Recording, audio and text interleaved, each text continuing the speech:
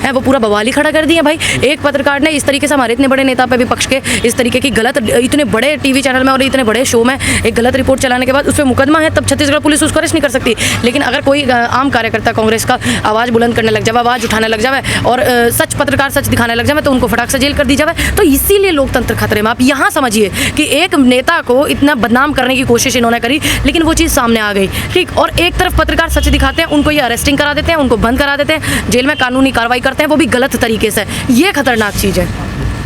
ये आपको लगता है कि कोई पत्रकार खुद बोलेगा कि चलो मेरे पर एफआईआर कर लिया, आज अरेस्ट कर लो? नहीं, जबरदस्ती अरेस्ट करना पड़ेगा? नहीं, बिल्कुल नहीं। मेरी बात सुनिए, छत्तीसगढ़ पुलिस आई तो उनको सपोर्ट करना चाहिए था, ठीक है, जो भी है कानूनी कार्रवाई उसके तहत में इनको काम करना चाहिए। बचने के लिए अपना जो रास्ता मिला उन्होंने बचने के लिए। अब एक बात बताइए, आप ऐसे काम करते क्यों जिससे कि आपको गलत बचना पड़े? अब देखिए वो गलत बच रहे हैं ना, आपको भी पता है, मुझे भी पता है कि उन्होंने बयान दिया, उन्होंने इतने बड़े शो में वो चलाया प्रोग्राम डीएनए में, तो ये एक साजिश है। आप इसको ये नहीं कह सकते हो कि ये एक गलती से हुआ है। बाद में माफी भी तो माफी मांग ली, माफी, लेकिन कानूनी अब आगे पत्रकार और करने लगे ऐसी चीजें, तो उससे सबक मिलेगा ना दूसरों को भी, अगर उन पर कानूनी कार्रवाई होगी। हमारे देश में कानून है, कानून व्यवस्था है, संविधान है, तो क्यों नहीं हम हमारे नेता को इतनी बदनामी की इन्होंने वो करी। मान लीजिए 100 लोग सुन रहे हैं उस न्यूज़ को, 100 में से 98 लोगों ने देख लिया कि हाँ इन्होंने गलत चला, 2 लोगों ने नहीं देखा हो, 2 लोगों के मन में तो गलत नेगेटिविटी आई जाएगी ना राहुल गांधी जी प्रति। इस तरह के टीवी चैनलों में पहले भी खबरें चलाई गई हैं। देखिए पहले उन्होंने खबरें चलाई हैं और अगर उन पर पहले ही रोक लग जाती तो आज इतने बड़े नेता को ये लोग टारगेट नहीं करते। इस तरीके का डिबेट ये लोग कराते हैं, शिक्षा पे नहीं कराते, स्वास्थ्य पे नहीं कराते, बेरोजगारी पे नहीं कराते, ये धर्मवाद पर डिबेट करते हैं, एक दूसरे की तरफ टिप्पणी करते हैं। ये डिबेट होती ही क्यों है? दूसरी बात, आपने किसी का कर्जा ले रखा है क्या जो आप तोड़ मरोड़ करके हमारे नेता को बदनाम करने के लिए लगे? इनकी हिम्मत कैसे हुई भाई मेरे नेता को बदनाम करने की? अगर इनको कोई सच बोल दे तो इनके तिरमिरे लग जाते हैं, है ना।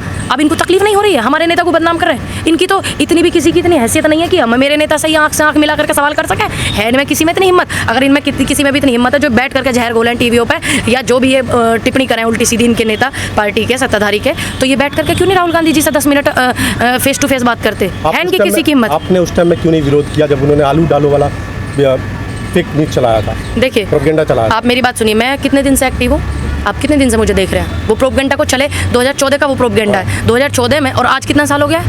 कितना साल होगा? 2022 चल रहा है ना, 14, अच्छा 8 साल हो गए ना। मेरी उम्र 26 साल है, मैं उस समय 18 साल की हूँ। मेरे परिवार की अपनी भी बहुत जिम्मेदारी है ना, मेरे को कुछ लेना देना था उस समय किसी उस सोशल एक्टिविटी। अभी की बात करते हैं, कांग्रेस इतनी ढीली क्यों पड़ गई है? अमन चोपड़ा वाले केस में भी वो फेल हो गई और रंजन वाले केस में भी फेल हो गई। नहीं, अब एक बात बताइए, पत्रकार सुन लीजिए, देखिए एक बात बताइए, जिनकी देखिए जो अहंकारी लोग होते हैं, है ना, जो गलत चीज़ों को वो करते रहते हैं, और जिनकी सत्ता में वो है वो तो कुछ भी कर सकते हैं। आपने देखा नहीं था AICC में घुस करके हमारे सीनियर लीडरों को पुलिस ने मारा था, और उन पुलिस वालों ने मारा था जिनकी नेम प्लेट भी नहीं थी। मैं खुद पूछ रही थी कि आपकी नेम प्लेट क्यों नहीं है, तो वो लड़का भाग गया था। तो ये इस तरीके की संविधान का गला घोटने वाली चीज़ है। अब जब ये लगी गए हैं इस चीज़ पे, हम तो फिर भी आवाज़ उठा रहे हैं ना। और कौन सी पार्टी है देश की जो आवाज़ उठा रही है, या क्षेत्रीय पार्टी कौन सी इनके विरोध में बोल रही है? इनकी बात तो गलत जो है उनको गलत कह रही है, कोई है पार्टी सिवाय हमारी पार्टी के या हमारे नेताओं के सिवा? कम से कम हम अपनी बात तो रख रहे हैं, इतनी मुश्किलों के बावजूद भी, इतनी तानाशाह होने के बावजूद भी। नहीं, जब माफी मांग ली तो क्या अरेस्ट करना जरूरी है? अब रोज चौथे 5वें दिन ऐसे ही लोग करेंगे, फिर कैसे लोग दूसरों को सीख मिलेगी कि हाँ अगर इस तरीके के गलत आप बयान चलाओगे तो कानूनी कार्रवाई हो जाती है? तो ये भी तो सीख मिलनी चाहिए ना लोगों को।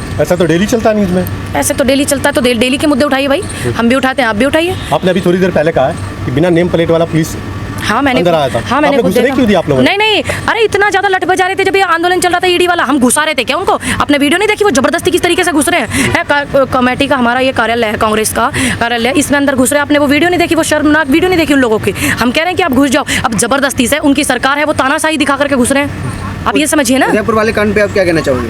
बहुत ही शर्मनाक हरकत है उदयपुर वाली, लेकिन ये जो एक टीवी पर बैठ करके जो जहर घोलने वाले लोग हैं, इनका बहुत बड़ा योगदान है देश की शांति को भंग करने में। दूसरी बात, मौका मिल गया था सत्ताधारी पार्टी को, सरकार के नुमाइंदों को मौका मिल गया था कि बोलने में कुछ, क्योंकि वहाँ पे सरकार राजस्थान में हमारी है, कांग्रेस की सरकार है, इन्हें बोलने का मौका मिला भी। लेकिन सच थोड़ा परेशान होता है, उथल पुथल करता है, लेकिन पराजित कभी नहीं होता। आपने देखा होगा कितने फोटो, सक्रिय सदस्य भी है भाई वो बंदा जिसने इस तरीके की हरकत करी है, उसको शर्म नाम की चीज़ नहीं, उसको कोई देश से प्यार नहीं। दूसरी बात, मेन चीज़ सबसे खतरनाक ये है कि आप देखिए जम्मू कश्मीर में जो IT सेल का इनका इंचार्ज है, IT सेल का जो मेंबर है, उसका जो है लश्कर से संबंध है, ठीक। और उदयपुर वाले जो हैं इनका BJP से संबंध है, और वो जो IT सेल का इनका मेंबर है वो BJP का IT सेल का मेंबर है जिसके लश्कर से संबंध है। सारे के सारे ये बंदे, इनके ताल्लुकात जो है भारतीय जनता पार्टी से क्यों हुए भाई?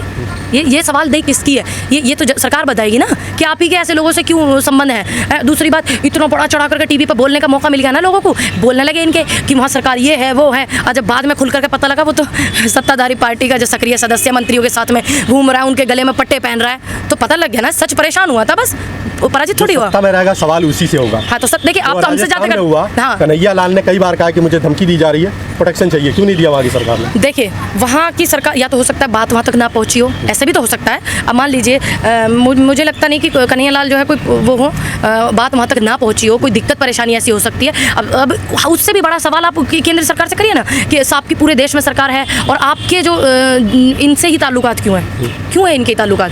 तो लेकिन UAPA के तहत मुकदमा दर्ज हुआ ना उन आतंकवादियों पे, हुआ कि नहीं हुआ? क्या इन्होंने किया था? क्या इन्होंने किसी पे मुकदमा किया जो टीवी पे बैठ करके बोलता है भारत, थूकता है भारत, और इतना वो ये पुलवामा का वो सिस्टम था, किया इन्होंने किसी पे मुकदमा? क्या इन्होंने अपने IT सेल वाला जो उसको वो किया? इनको भी तो इनको करना चाहिए ना। हमारे कांग्रेस जिस पुलिस वाले को कन्हैया लाल ने अपने धमकी की जानकारी दी, उसको क्यों नहीं हटाती है? सस्पेंड कर दे उनको, सुन लीजिए, कार्रवाई करें। सुनिए आप यहाँ गलत है। आपको पता है कार्रवाई उस पर हुई है नहीं हुई है? आपको पता है अभी कार्रवाई हुई है कि नहीं हुई उस बंदे पे?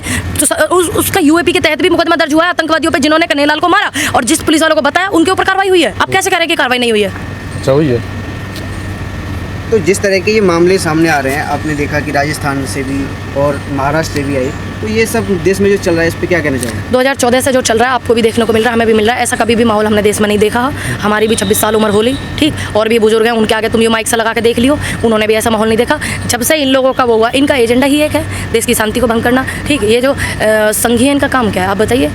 इनका ही क्यों ताल्लुकात होता है ऐसे लोगों से? आप सवाल उनसे करिए इस विषय में कि आप जो IT सेल का इंचार्ज था लश्कर का आतंकवादी, वो आपका IT सेल का इंचार्ज क्यों था भाई? और ये उदयपुर वाला जो है, ये इसका मंत्री से इतना खास संबंध क्यों?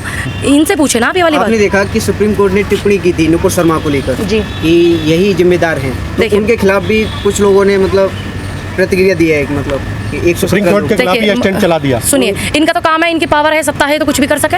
अब सुप्रीम, आपने देखा था अभी चीफ जस्टिस एक रिटायर हुए, उन्होंने बोला था चंद उद्योगपति और चंद अमीरों के हाथ में रह गया सिस्टम, ठीक, जो अभी रिटायर हुए हैं हाल ही फिलहाल में।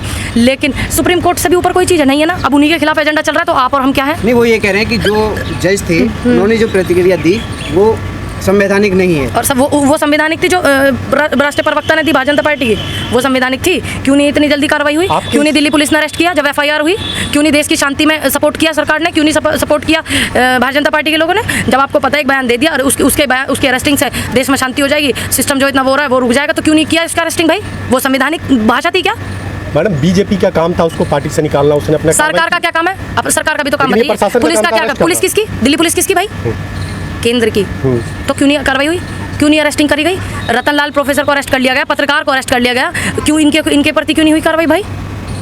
हमारे इतने सारे नेताओं को डेली अरेस्ट करा जावे आंदोलन में ED वाले में, क्यों भाई? हम सिर्फ यही तो बोलते थे हम अपने नेता के साथ चलना चाहें। क्या तकलीफ क्या थी इनको? हमें रोज अरेस्ट कर रहे थे, सुबह से शाम तक गर्मी में बिठा के रखे थे। आप लोग मोहित रंजन के साथ नहीं है, मोहम्मद जुबैर के साथ है क्या? देखिए, जब जो सही व्यक्ति है मैं उसके साथ हूँ, चाहे उसमें मोहित रंजन हो और चाहे उसमें जुबैर हो, ठीक। मुझे इतना पता है कि इसमें सही कौन है, आपको भी पता है, पूरे देश को पता है। मैं संविधान को मानने वाली हूँ, मैं देश में जो संवैधानिक तरीके से कार्रवाई होती है उसको मानती हूँ, संविधान के प्रति जो नियम कायदे हैं मैं उनको मानती हूँ, चाहे इसमें मोहित हो, चाहे जुबैर हो, चाहे मैं खुद क्यों ना हो, चाहे आप क्यों ना हो। लोकतंत्र पे आपने हमला बताया, लोकतंत्र में मोहम्मद जुबैर भी है, तो क्यों नहीं उनके लिए प्रोटेस्ट करते आप लोग? सुनिए आप मेरी बात सुनिए। अभी आपने देखा था ये जो आतंकवादी हैं, क्या आपको मना किया कि आप जुबैर के लिए वो मत कीजिए आंदोलन? मना किया क्या आपको? क्यों नहीं आवाज़ उठाई आपने? उठाते आप लोग आवाज़? अगर हम लोग सपोर्ट करने के लिए, क्या उनके घर वालों ने उठाई आवाज़? नहीं, उनके घर वालों ने क्यों नहीं आवाज़ उठाई? उठाते। और आप कैसे कह रहे हैं कि हमने आवाज़ नहीं उठाई? आप हमारा सोशल अकाउंट चेक करके देखिए, कैसे कह रहे हैं आपकी नहीं उठाई है? जब आगे उनके लोग चलेंगे तभी तो हम उनके साथ चलेंगे।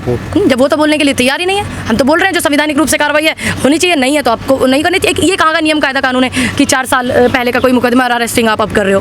हैं बताइए कहाँ का? पप्पू यादव का नहीं देखा था आपने? पप्पू यादव जो थे, आंदोलन चल रहा था उस दौरान, उनका कोई 30 साल पुराना मुकदमा था, उसमें उनकी अरेस्टिंग कर दी थी जब वो कोरोना काल में गरीबों की मदद कर रहे थे। ये तो ये भी नहीं चाहते कि गरीबों की मदद करें, तो इसीलिए तो उनको अरेस्ट किया था इन्होंने, पप्पू यादव को। आपने देखा कि अग्निपथ को लेके काफ़ी बवाल मचा, लेकिन अभी फिलहाल वो मामला ठंडा सब पड़ गया है। नहीं, आप कैसे कह रहे हैं? आप देखिए ना हरियाणा, पंजाब में और बिहार में और उत्तर प्रदेश के इधर वाले क्षेत्रों में कौन कह रहा है ठंडा पड़ गया? कांग्रेस ठंडी पड़ गई है अग्निपथ को लेकर के। आपको कैसे? लांबा जी रोती थी, अब रोना बंद हो गया। सुन लीजिए, आप क्या आप चाहते हैं हमेशा रोते रहे? रोने वाला व्यक्ति कभी भी कमजोर नहीं होता, बस वो दिल का साफ होता है। अब अलका लांबा जी ने इतनी आवाज उठाई है और अभी भी उठाई, बीबीसी कर रही है, और क्या करें आप बताइए? लड़के आते हैं उनको सपोर्ट करती हैं जो अपनी हक की आवाज ईमानदारी से उठाते हैं। अग्निपथ के खिलाफ आपने सत्याग्रह चलाया तो उसका कुछ असर दिखा नहीं? आपको पता नहीं दिखा? विधानसभा हम संवैधानिक रूप से तो करेंगे या लड़ाई झगड़े करें इनकी तरह डंडे लेके आए? हमने संवैधानिक रूप से ज्ञापन दिया, विधानसभा पे ज्ञापन दिया पूरे देश में। अब कैसे कह रहे हैं कि नहीं सत्याग्रह कामयाब रहा? हम अपनी आवाज़ को रख ही तो सकते हैं, इनकी तरह थोड़ी लठ बजावेंगे। आपने एक तरफ विरोध किया, दूसरी तरफ भर्ती चालू हो गई है, क्या फ़ायदा हुआ? कोई फ़ायदा नहीं है आपके विरोध? देखिए, है ना, कोई असर हुआ? जो 63-65 लड़के मरे उनके बारे में भी सोचिए, जो प्रभावित होकर के मरे हैं। भर्ती उनकी एक मजबूरी भी हो रही है इस टाइम, ठीक है, और कुछ ही भर्ती चालू हुई, इतनी नहीं जितनी आप समझ रहे हैं।